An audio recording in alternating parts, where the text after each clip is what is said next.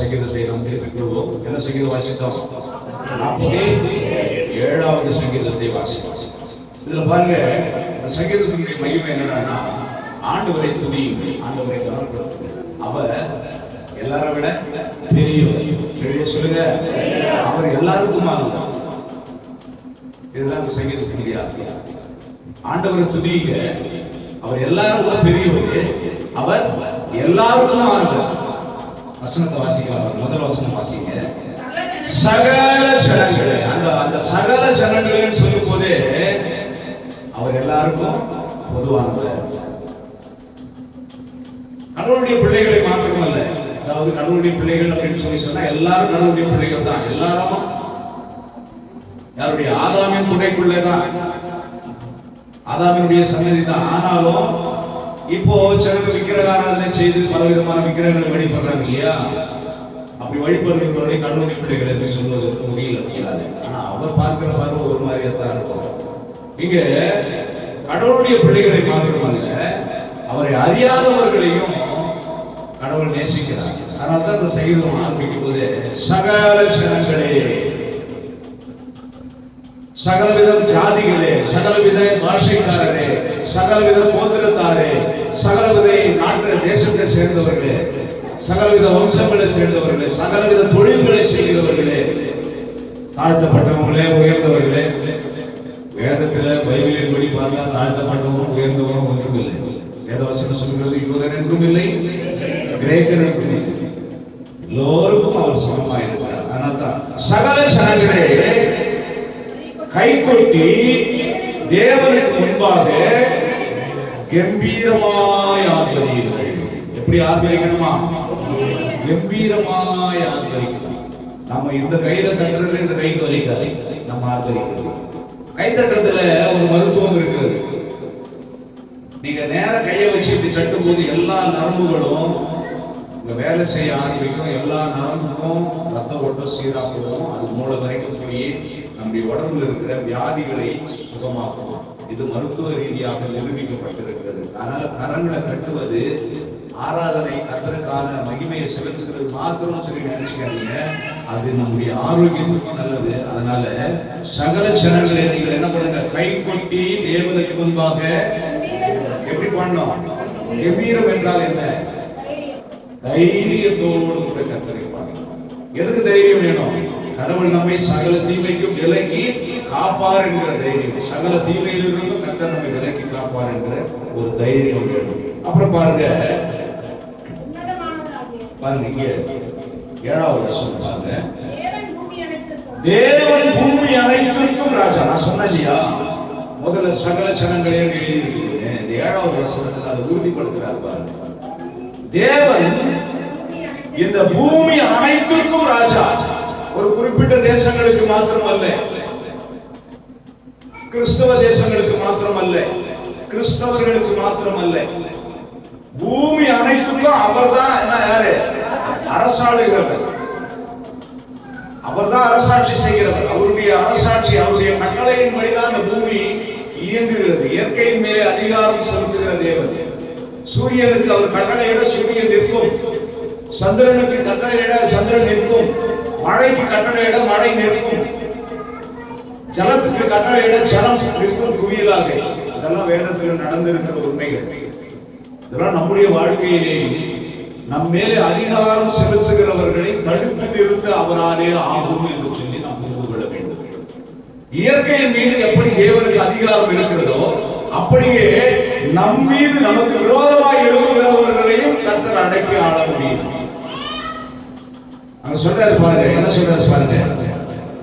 3வது வசனம். ஜனங்களை நமக்கு வசப்படுத்தி பாருங்க. அவர்கள் உனக்கு விரோதமாக எழும்புவார்கள், அவர்கள் உன்னை என்ன பண்ண மாட்டாங்க? மேற்கொள்ள மாட்டார்கள். யார் உனக்கு விரோதமாக எழும்புகிறார்களோ அவர்கள் உன் பட்சத்திலே வருவார்கள். சொல்றது கரெக்டா கேட்டீங்கன்னா, நான் கேட்கறதுக்கு சரியா ரிப்ளை கொடுத்தீங்க. கவனிக்காம இருந்தீங்கன்னா அப்ப நீங்க வந்து சத்தியத்துல பிரியப்படலன்னு சொல்லி நான் சொல்லுவேன்.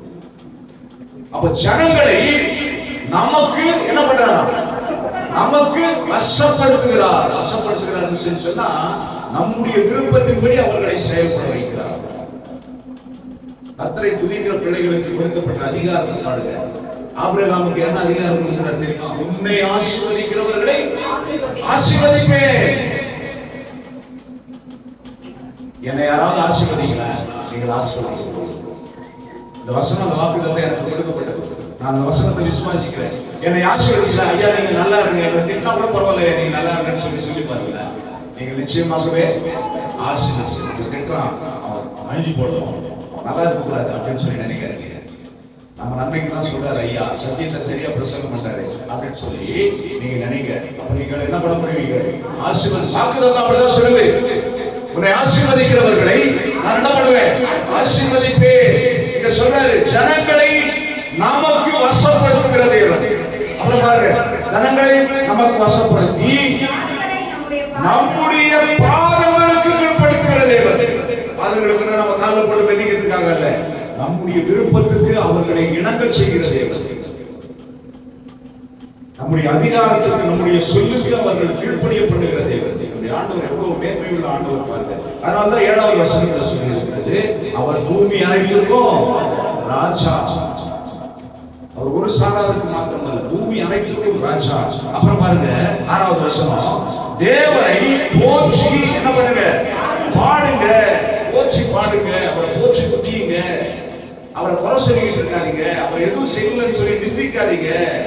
அவர்கிட்ட நீங்க பின்மாற்றத்தை குறித்து யோசிக்காதீங்க, முறுமுறுக்காதீங்க தேவனை.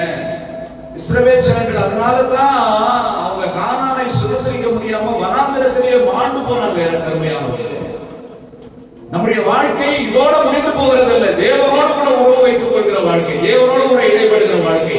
நாம தேவனோடு கூட நம்முடைய வாழ்க்கையை கடப்போம். அதனால அவரை என்ன பண்ணுங்க? போற்றுங்க. அவர் செய்த நன்மைகளை பாருங்க. 7வது வசனத்துல 2வது வரி சொல்லப்பட்டிருக்கிறது, கருத்துடனே. கருத்தாய் சோமனார் 3 வருஷம் மழை பெய்யுது, திருப்பி கருத்தாய் சோமனார் மழை வரணும்னு சொல்லி. கருத்து என்பது எதை குறிக்கிறது என்று சொன்னால், நன்றி அறிதலோடு கூட, ஒரு திட்டவட்டமான முடிவோடு கூட ஆண்டவரை கருத்தோடு. சிலர் கருத்தே இல்லாம யாராதானே என்று சொல்லி துதிப்பாங்க, யாராதானே என்று சொல்லி எதுக்குதான் துதிக்கிறாங்கன்னு எனக்கு தெரியாது, அவங்களுக்கே தெரியாது. அப்படி கிடையாது.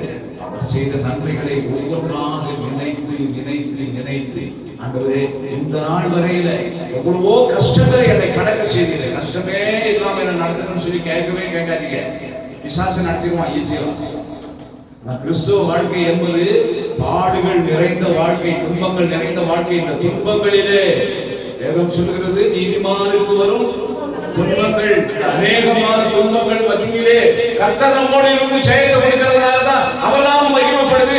நாமும் கர்த்தர் இருக்கிறார் நம்மோடு கூட சொல்லி நினைக்கிறோம். எதுவுமே வரலாம் அப்படின்னு சொல்லி சொன்னா, அப்படியே சும்மா அசையாம உட்கார்ந்து இருக்கிறவங்களுக்கு எந்த ஒரு புரிதலும் இருக்காது. வீட்டுல எல்லாம் பாருங்க, ஒரு சிலருக்கு ஒரு பெரிய பெரிய வியாதி வந்துருச்சுன்னா கை கால் விளக்காம போயிடும், வாய் பேசாம போயிடும், மனபுத்தி வேலை செய்யாம போயிடும். அவங்க அப்படியே எப்படி இருப்பாங்க? அப்படியே ரொம்ப பிடிச்சா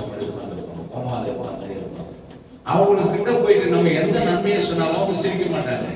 எந்த தீமை வந்தாலும் அவங்களுக்கு அதை பற்றி கவலை இல்லை. அவங்களுடைய மூளை இயங்கவில்லை, வேலை செய்யவில்லை. அவங்களுடைய கை கால் உறுப்புகள் இயங்கவில்லை, வேலை செய்யவில்லை. அப்படின்னா என்ன அர்த்தம்? அவங்க எதற்கும் தகுதியற்றவர்கள். உலகத்தில் நடக்கிற எந்த விஷயங்களுக்கும் அவங்களுக்கான எந்த பாதிப்பும் இல்லை, எந்த மகிழ்ச்சியும் இல்லை. இங்க நம்ம எல்லாத்துக்கும் உணர்வுள்ளவர்களாக இருக்க வேண்டும். கர்த்தர் செய்த நன்மைகள் ஒவ்வொன்றையும் நாம் உணர்ந்து செயல்பட வேண்டும். அவர் செய்த நன்மைகளை எல்லாம் நம்ம கருத்தாய் ஆண்டவர்கிட்ட நம்ம செவிக்கணும். ஆண்டவரே, இந்த விசேஷமான நாளிலே என்னை நீர் ஆசீர்வதித்து இருக்கிறீர். ஆண்டவரே, இந்த துன்பமான கஷ்டமான நாளிலே என்னோடு கூட நீர் இருக்கிறீர். இந்த பிரச்சனைகளை என்னை விடுவிக்க நீர் நல்லவர் என்று சொல்லி கருத்தோடு கூட, அந்த வசனம் சொல்லி இருக்கிறது, கருத்தோடு கூட அவரை என்ன பண்ணுங்க? போற்றி பாடுங்க, துதியுங்க. சொல்லுங்க.